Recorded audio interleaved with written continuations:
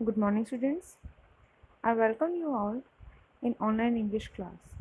Today we are going to start question answers of our fourth chapter named as From the Diary of Anne Frank. Let me tell you a brief summary of this chapter before starting the question answers. Anne Frank was a little girl who wrote a diary and named her diary as Kitty. This diary was presented by her father on her 13th birthday. First of all, before writing the diary, she was a bit nervous whether to write the diary or not. But afterwards, she put all these thoughts aside and started writing diary. Then this diary got published, and this chapter is an extract from the same diary. Now I'm describing the question answers of this chapter. Why does Anne provide a brief sketch of her life? जो N थी author, उन्होंने अपनी life का brief character sketch क्यों दिया है? Even though she dislike doing so, वो dislike करती थी, उन्हें पसंद नहीं था अपनी लाइफ के बारे में ऐसे बताना. And provide a brief sketch of her life since no one would understand a word of her musing if she were to jump right in. वो जो एन है, ऑथर हैं जो जिन्होंने ऑटोबायोग्राफी लिखी है, एन फ्रैंक, उनके बारे में कुछ भी नहीं समझ पाते अगर वो मिस कर देते इसको. Why does Anne want to keep a diary? जो एन है, ऑथर है हमारे, वो डायरी क्यों रखना चाह रहे थे? Anne decided to keep a diary as she had no true friend. आपने समरी में भी पढ़ा होगा, टेक्स्ट आपने जो रीड किया उसमें भी पढ़ा होगा that she did not have any true friend. That is why she decided to keep a diary, to write a diary. She figured paper had more patience than human did. उन्होंने figure out किया, conclusion निकाला that paper had more patience, paper के अंदर ज़्यादा सब्र होता है human beings से. शी हैड केयरिंग पेरेंट्स, उनके पास केयरिंग, ऐसा नहीं है उनके पास कुछ नहीं था, उनके पास केयरिंग पेरेंट्स थे. अ 16-year-old सिस्टर थी. And about 30 people she could tell her friends, और 30 ऐसे पीपल जिनको वो फ्रेंड्स कह सकती थी. However she did not have any true friend, लेकिन फिर भी उनके पास एक ट्रू फ्रेंड नहीं था. She did not confide in any of her friend, वो किसी पर भी ट्रस्ट नहीं कर पा रही थी. She knew the situation would never change, उनको पता था ये सिचुएशन कभी भी चेंज नहीं होगी. So she decided to keep a diary, इसलिए उन्होंने सोचा एक डायरी रखने का. Why did Anne think she could confine more in her diary than in people? उनको ऐसा क्यों लगा कि वो डायरी पर ज़्यादा ट्रस्ट कर सकती है पीपल से? Anne did not have a true friend, Anne के पास कोई भी ट्रू फ्रेंड नहीं था. She had many friends but she only talk to them about ordinary everyday things. उनके पास फ्रेंड्स थे, लेकिन फिर भी वो उनसे सिर्फ ऑर्डनरी, जो बिल्कुल नॉर्मल चीज़ें, उनके बारे में बात कर पाती थी. She was not able to throw her a heart out, वो अपना दिल खोलकर उनके सामने नहीं रख पा रही थी.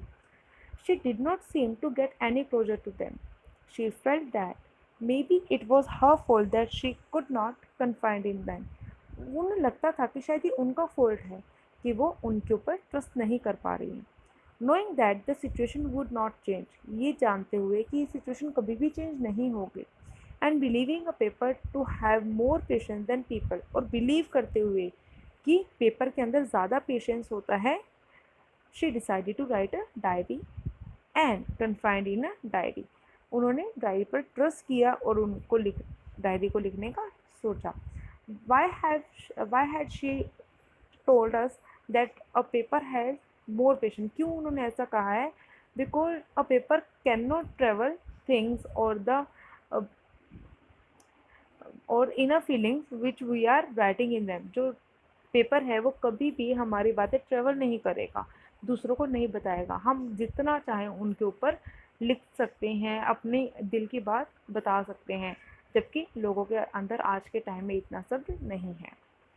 Was Anne right when she said that the world would not be interested in the musing of a 13-year-old girl?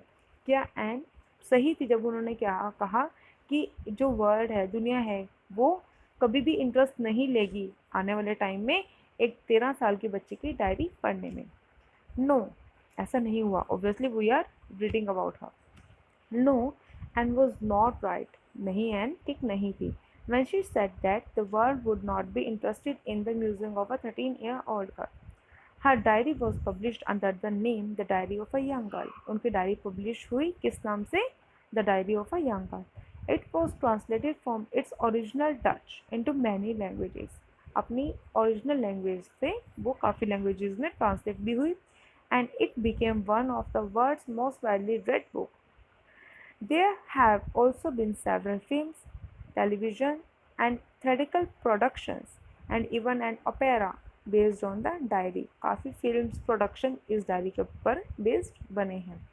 It was described as the work of a mature and insightful mind. इनकी diary को एक mature mind के रूप में जाना जाने लगा, जिन्होंने बहुत अच्छा काम किया था. It provides an intimate examination of life under Nazi occupation.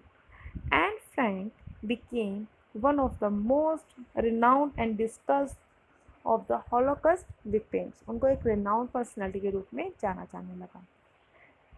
There are some examples of diary or journal entries in the before you read section. Compare these with what Anne writes in her diary. Before you read section में कुछ journal entries थे, उनको compare करना है Anne की diary से. What language was the diary originally written in? किस language में लिखी गई थी? In what way is Anne diaries different? Anne की डायरी कैसे डिफरेंट थी? Anne's diary was originally written in Dutch. उनकी डायरी ओरिजिनल डच में लिखी गई थी. Her diary is different from the other in many aspects. दूसरों से बहुत अलग है. She had named her diary Kitty. उन्होंने अपनी डायरी का नेम किटी रखा था. She thought of it as her only true friend. वो इस डायरी को अपना सिर्फ ट्रू फ्रेंड मानती थी. Whom she could confide in, जिनके ऊपर वो ट्रस्ट कर सकती थी. She treated it as another person who was listening to her daily accounts. Another person जो उनकी बातों को सुन सकता था, वो ट्रीट करती थी वैसा. She wrote all her stories in it. अपनी सारी स्टोरीज इस डायरी में लिखी थी. She started by writing dearest diary. कैसे वो स्टार्ट करती थी अपनी डायरी को?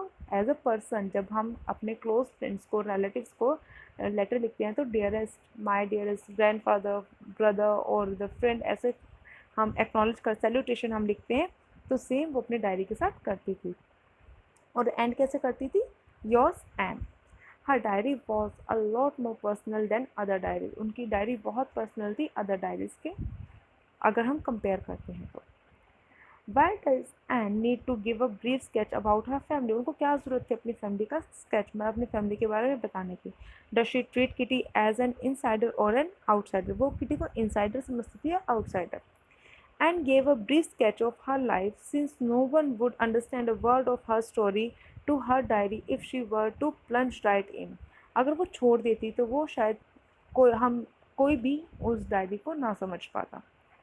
Therefore, she wrote therefore a brief sketch of her life. इसलिए उन्होंने अपनी लाइफ का एक ब्रीफ कैरेक्टर स्केच दिया है.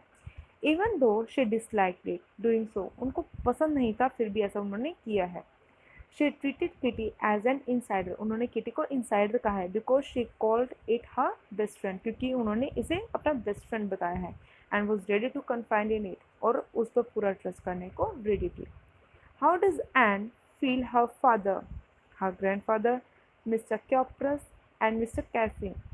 What do these tell you about her? In persons के बारे में वो क्या सोचती हैं और एने के बारे में हमें क्या पता लगता है?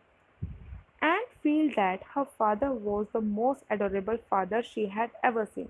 एंड क्या सोचती है अपने फादर के बारे में? कि वो most adorable, most loving person है जितना भी उन्होंने देखा है उस टाइम तक, जितने भी पर्सन्स को उन्होंने देखा है.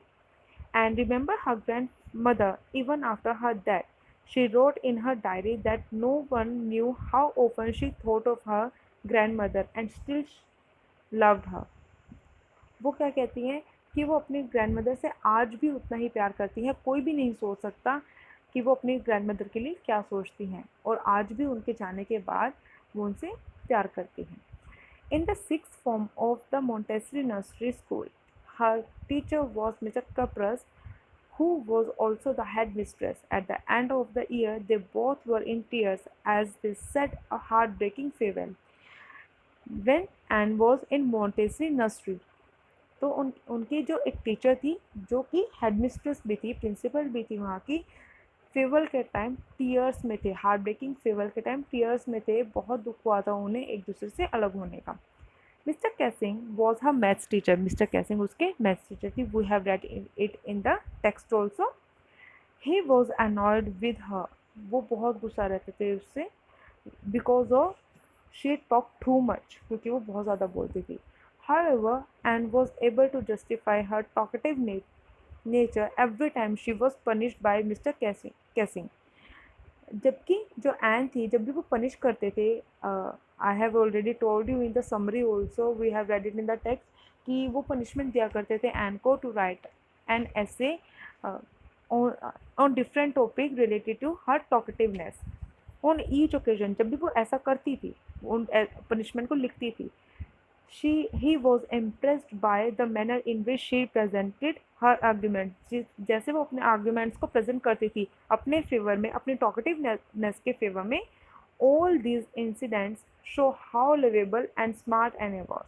वो जो मिस्टर कैसिंग थे बहुत ज़्यादा खुश हो जाते थे, और ये सब इंसिडेंट उन whether it is related to her father, grandmother और हेड मिस्ट्रेस और मैथ्स टीचर, ये सब हमें क्या शो करते हैं, that she was lovable person. Everybody was attached to her. हर कोई उससे अटैच था. एंड इवन मिस्टर कैसिंग जो उसकी टॉकेटिवनेस के कारण उसको पसंद नहीं करते थे या पनिशमेंट देते थे, वो भी उसे लाइक करते थे. Mister Keesing could not help but laugh at her. ऐसे वो हेल्प नहीं कर पाते थे खुद को, उन्हें गुस्सा आता था क्योंकि वो डिस्टर्ब करती थी क्लास को, but still she like him, हाँ वो उसे पसंद करते थे as a nice girl. And acknowledge her smart mind. Acknowledge करते थे उसे उसके स्मार्ट माइंड के लिए. So this was all about for today. Thank you. Have a nice day.